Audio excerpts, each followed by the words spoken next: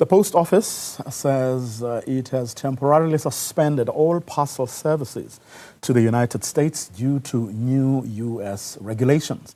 That country's president, Donald Trump, signed an executive order last month removing the $800 duty-free threshold for international parcels.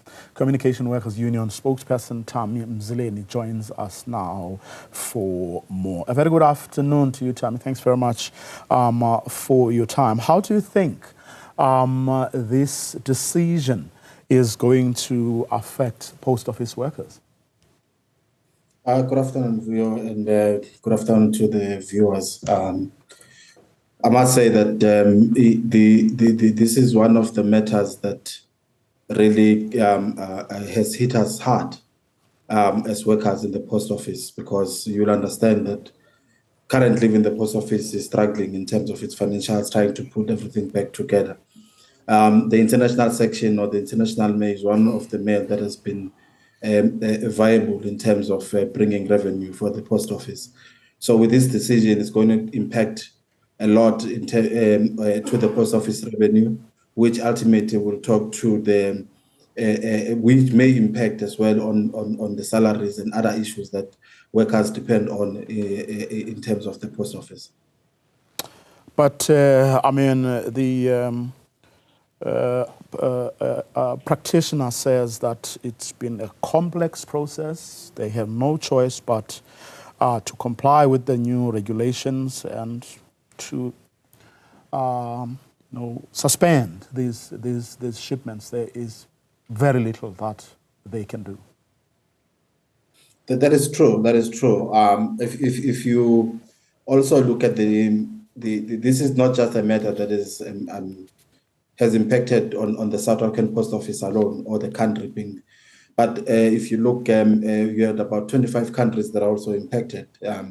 Your Spain, Germany, Japan, and the likes. So it's a matter that needs the international community to engage the bilateral of our country through the president to engage in terms of this executive order that has been signed by the President Donald Trump. You'll understand. I mean, the post office likely mostly depends on government grants. So with this suspension of the international mail, obviously, as I've indicated, it will impact severely on the revenue of the post office.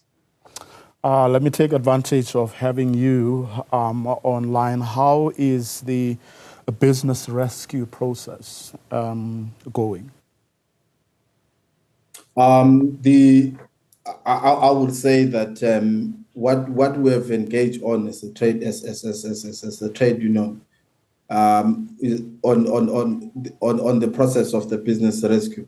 One, obviously, without the proper funding, there's no way that you can be able to save the post office from its crisis. But our main call basically is still is on ensuring that those that have been named in terms of